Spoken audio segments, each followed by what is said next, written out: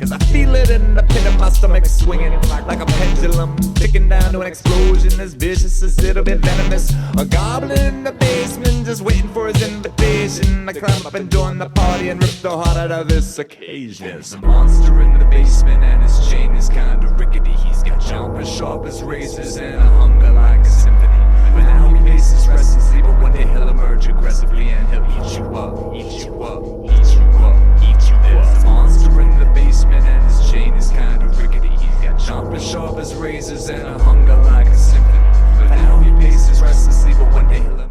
On October 8, 2003, it was a beautiful day, so a couple decided to take their boat out fishing in the Atlantic Ocean. They were fishing 4 miles off the coast of Cape May, New Jersey. It was a much-needed trip to get away from the stresses of life. Unfortunately, it wasn't the trip they wanted because they happened to see something in the water, and when they got closer, realized it was a decomposing body of a female with her legs wrapped in heavy chains. After the body was sent to the MEs for an autopsy, he stated that her skull injuries were consistent with a fall from a 5-story building. How is this possible when her body was found 4 miles from any land? Hello, my name is Holly, and this is the Murder She Shed, the place we discuss the dead right from my she shed. Come on in, grab a snack, first hit subscribe, and then come right back. And Max is joining us today, my little lab, instead of Simon, because Simon's being a brat, and he can't handle the heat lately. I guess he does have a thicker coat than Max. Anyway, let's begin. The ME was able to get the fingerprints from the body. They ran them and came up with a match. The body belonged to 16-year-old Kimberly Holten. Kimberly lived with her drug addict mother until she became a teen. And then she moved to Dover, Delaware to live with her grandfather. She started rebelling against her grandfather because she didn't like the amount of work he was making her do around the house. Can you imagine that? An older person making a younger person work? The audacity of that. But she would have been a lot better off with her grandfather. Kimberly began visiting her grandfather's neighbors, Ronald and Laura Michaels. Laura, the neighbor, had a daughter named Heather. Ronald was her stepfather. Heather was about Kimberly's age. They started hanging out and soon became friends. Ronald and Laura made a decision to foster Kimberly, so she moved in with them. At first, everything was going well until Heather and Kimberly started arguing. Heather was jealous of the attention Kimberly was getting. Kimberly was also just getting Heather's clothes without asking, and it made Heather mad. Imagine 2 teenage girls arguing, especially over clothes or makeup or something. Can't imagine that, can you guys? I never had a sister, but if I had a sister, I'm sure we would have argued. Heather had a boyfriend named Jacob Jones, and she would often tell Jacob how frustrated that she would get with Kimberly. He wore glasses, and Kimberly would often call him Four Eyes, so he didn't like her very much either. On September 11th, Kimberly went to police and made a complaint that Ronald, her stepdad, was S.A.ing her. He was arrested and charged with S.A. of a minor. He bonded out, but Ronald and Laura split up and he had to find a new place to stay. On September 29th, Kimberly mysteriously went missing. Even though it wasn't unusual for Kimberly to run away, Laura went ahead and reported her missing. After finding Kimberly's body, Laura was brought in for an interview and she told them about Ronald. Ronald now became the prime suspect in Kimberly's murder. Ronald was brought in for an interview where he completely denied any involvement. Authorities were frustrated after not getting any new information from Ronald, but they quickly got a new lead. Forensics gave them a call and let them know that the chain found wrapped around Kimberly's legs only was sold at Lowe's. Authorities went to the Lowe's in Dover to check out the Lowe's receipts, and sure enough, someone had come in and bought the chain along with a couple of cement blocks. They asked Lowe's to see their surveillance video of the date and time it said on the receipt. This is when they would see 2 young men buying these items, so they put a picture of the boys on the local news to ask if anyone knew who they were. The next day, a very nervous boy called the police station. They asked him to come down for an interview. He told authorities that a friend had called him to see if he would go to Lowe's with him to buy the cement blocks and chain to make some exercise equipment. How naive do you got to be to believe that? But I guess you wouldn't believe your friend was capable of murder either, right? His friend was Jacob Jones, Heather's boyfriend. Authorities knew Kimberly lived with Heather and wondered if Heather was connected to her murder. Heather was called for an interview. She claimed no knowledge of any involvement, and she was sure Jacob wouldn't do anything like that either. One thing she did say the officers found very interesting. She stated that Jacob was an aviation student at Delaware State University. Jacob studied aircraft systems there and was a part-time flight instructor at the Delaware Air Force Base. This made perfect sense of how her body showed injuries of being dropped 5 stories. They brought Jacob in for an interview. He repeatedly denied any involvement and stated he bought the chains and blocks to make weights and exercise equipment. They knew that they needed to go to the Delaware Air Force Base and get a flight log of when Jacob had flew last. So they went on base, and they noticed on September 30th, Jacob departed at 11:45 p.m. and did not return till 1 a.m. that morning. This was the nail in the coffin. They finally had their man. Or boy. They headed to Jacob's house. It was too late. His mom answered the door crying.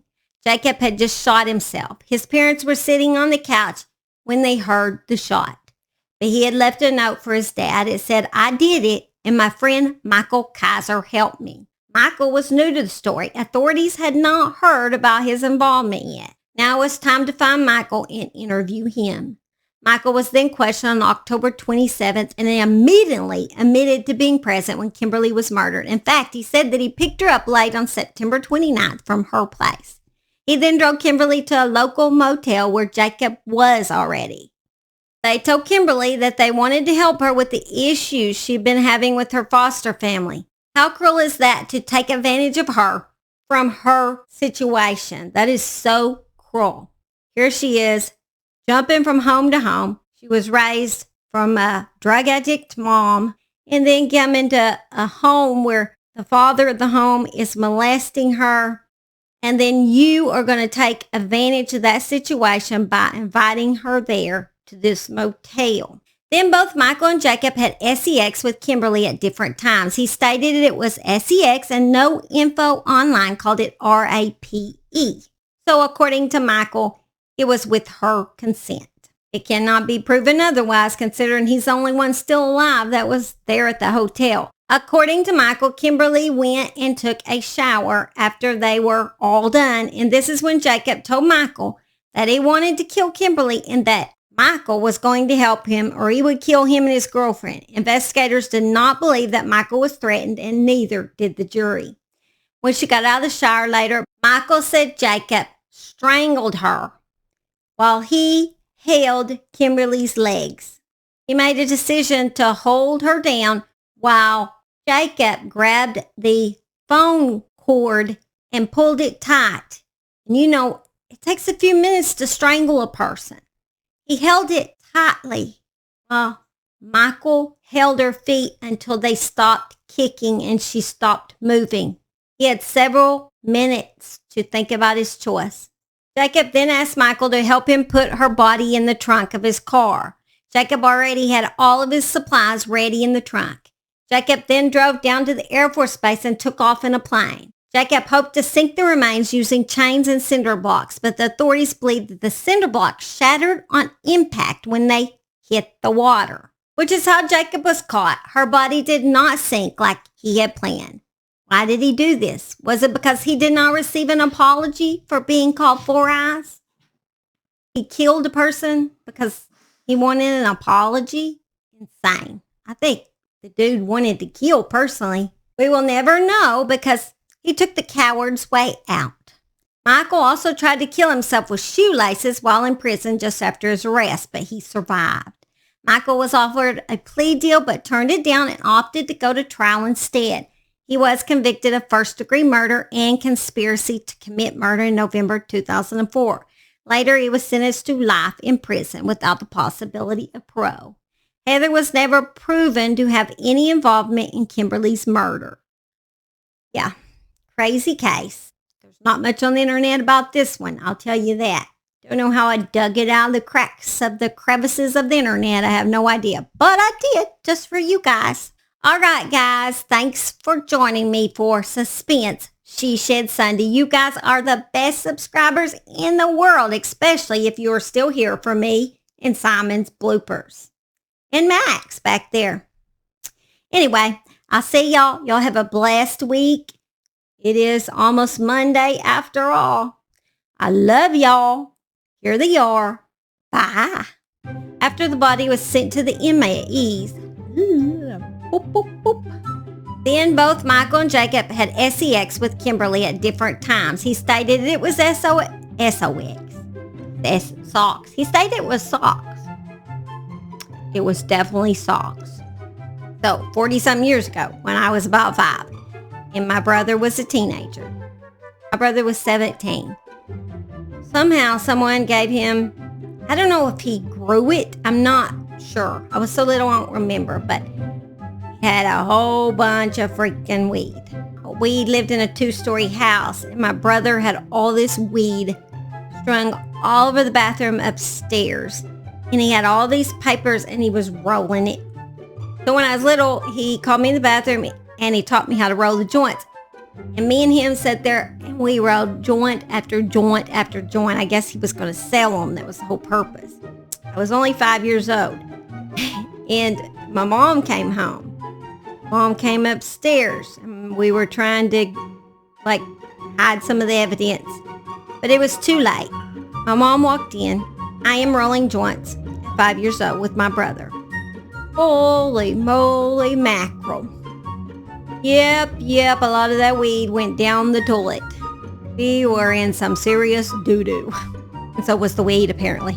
Yep, it was a wild time, and I don't know why I told that story right on YouTube. Sure, we can't get in trouble 40 years ago, right? Excuse me. Yeah, well, my brother no longer does weed. We haven't had it in 40 years. Mom stopped that pretty quick. Well, I won't say we. Can't verify my brother hadn't had it in 40 years.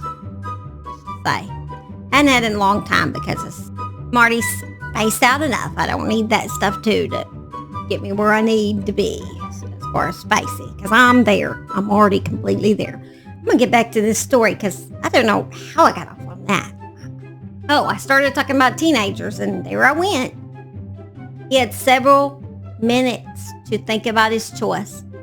Yet, he's acting like, well, I was made to. Bull honky. I call bull honky. I don't want to say the other word. Although I've said it plenty of times. I don't know why I'm evading it this time. Being caught. Boo, there's a big old freaking wasp. Can y'all hear it? Start circling me. I'm running, okay? Max, you want to tell everybody bye? Come here, Maxie. This is my big old 120-pound boo-boo. He's daddy's boy normally, and I have no idea why he's not in his dad's he shed. I don't know if it's he shed. Don't tell him I said he shed. Would kill me. See me at all. Oh, there comes the other one, too. Good. They can both tell y'all bye. Lovely. I didn't think he was going to join us today, but he is. No, don't growl. That's not nice. He's getting jealous because Max is getting to tell y'all bye and not him. Imagine that. He's sitting here growling at him. Shh. It's our secret that I said he shit, okay? Don't tell. He never watches my videos anyway. He doesn't listen to any stinking story I say about him, so I can say whatever I like about him. That's a good thing about him not liking crime. He says bye and he loves y'all. Max says bye, he loves y'all. And we better go and do some stuff because they're bored. They're bored boys. Oh, all right, bye. Was it something that I said? Some sort of phantom from my voice box escaped to rent and rave, jingling chains and keeping us all awake. And you might as well be wearing a sheet floating through with all the information that I'm collecting.